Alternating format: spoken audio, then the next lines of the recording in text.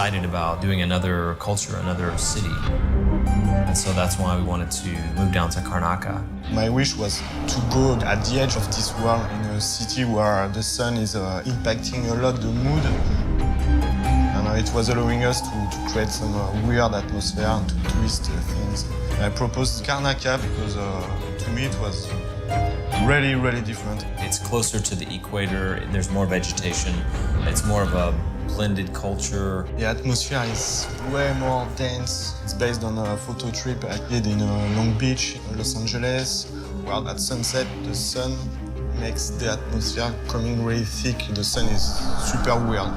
As we talk about the dances, the foods, the songs, the different weather, how wealthy people would go take in the sun on the beach to sort of cure their maladies. One of the things we also talked about was the demographic of where the various people came from. It's really important to build the history of a city. So we've started 2 centuries before the action takes place. In my imagination, there were natives on this island. And then I imagined a wave of settlers from Morley, which is an island that we never visited in Dishonored. These are this tall, blonde guy. They are bulky. They've started a small village with the natives. We decided to bring some people from Bristol, from Dunwall. They split the island in 2, making a huge canal. It was making a direct link to Dunwall. That means people from different countries working together, fighting together.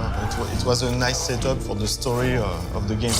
So we were done with the shape, the land mass around the city. It was time to bring this industrial flavor that everyone was in love with in Dishonored 1. I was pushing to have something really unique.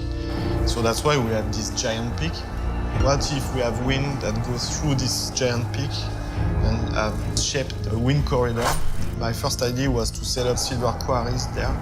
And what if we put a district there where people suffer? Imagine how they think and how they survive. In this district that brought a lot of different structures, like the windbreaker, the way the blocks in the district are shaped in diamond shape to funnel the wind, to break the wind. The giant mills, it ends up with something really, really cool story-wise and visually. We've focused a lot more on verticality. When you travel to Karnaca in Dishonored 2, you'll see the contrast on the rooftops. There are far fewer of the A-frame roofs, and instead you have a flatter rooftops. Obviously has gameplay ramifications. It adds so much freedom to the original experience.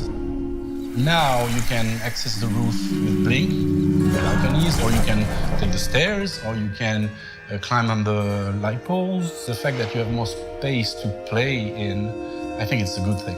One thing that I like to think about Dishonored 2 and Dishonored in general is that some people have labeled it as a stealth game, an action game, but I think it's even more than that. It has some element of an exploration game. It's not only about the fighting, it's not only about the sneaking, it's also about like discovering the space, slowly getting your bearings, orienting yourself in the city, understanding how it works, how the people there live, how they react to different factions.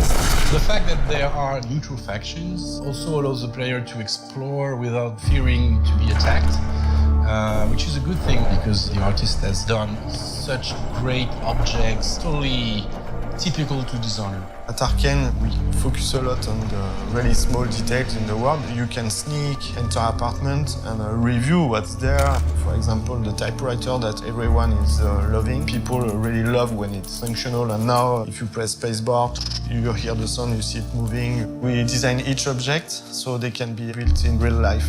I really think that returning fans and new players will be blown away by the richness of this new city and this world 15 years later.